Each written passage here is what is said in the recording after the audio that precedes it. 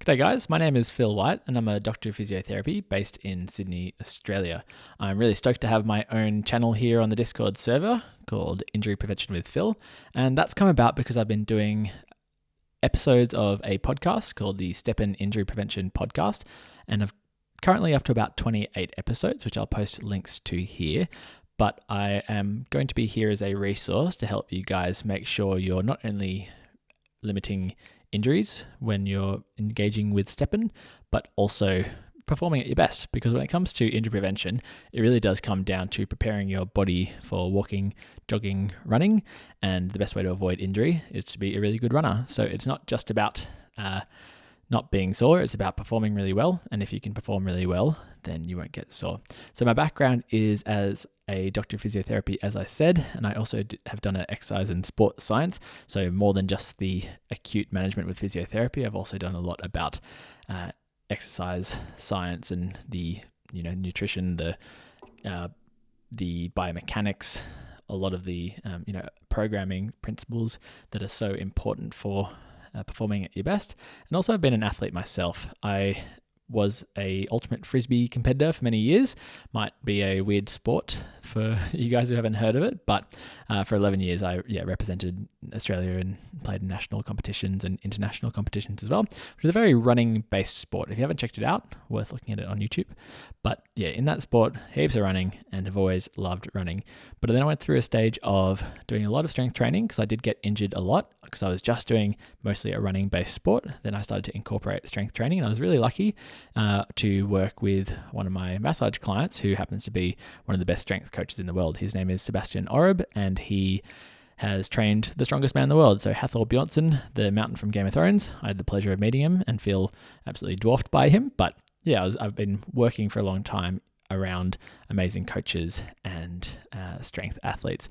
But also my other main niche of client base was marathon runners and ultramarathon runners, including some of the best runners in the country. So that kind of got me on the idea of maybe giving proper running and endurance sports a go. So recently I've done my first half Ironman triathlon, which is a pretty long triathlon, and then also my first marathon recently. Unfortunately, I found STEPN just after I completed my marathon in early April. So unfortunate timing there, but I've just loved every minute of being involved with STEPN. It's really given me that motivation to go out each day, and if not run, then walk. But when I did start out, I only had the one pair of runners, and having just come off the back of marathon training where I was running at least 6 days a week, most of my runs were for over an hour. I knew just how challenging that can be to be running every day. And when you've just got something like a pair of runners in STEPN where you have to be going at that certain pace, at 8 kilometers plus an hour, and then because GPS can kind of be a bit dodgy, sometimes you kind of stick around that 10 kilometers per hour. That sort of pace, if you haven't done it before, can be really challenging. So as soon as I did my first run with that, I thought, gee, I better put some of my knowledge to use.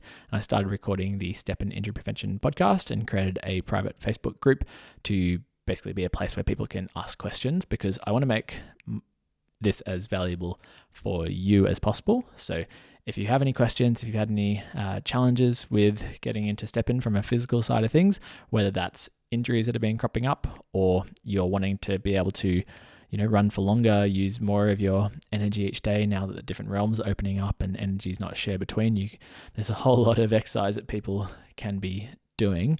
So to do that, you've got to remember that training is just half of it. Recovery and other parts of, it's not just going to be running. There's also so much you can do in terms of strength training, and then getting your recovery right is how you become capable of doing that. So part of it's going to be programming, and that's going to be things I can help with is deciding on, how many runs should be fast, how many walks you should maybe do a week. If you should put in sort of interval training versus just slow, steady state runs, all of that style of programming.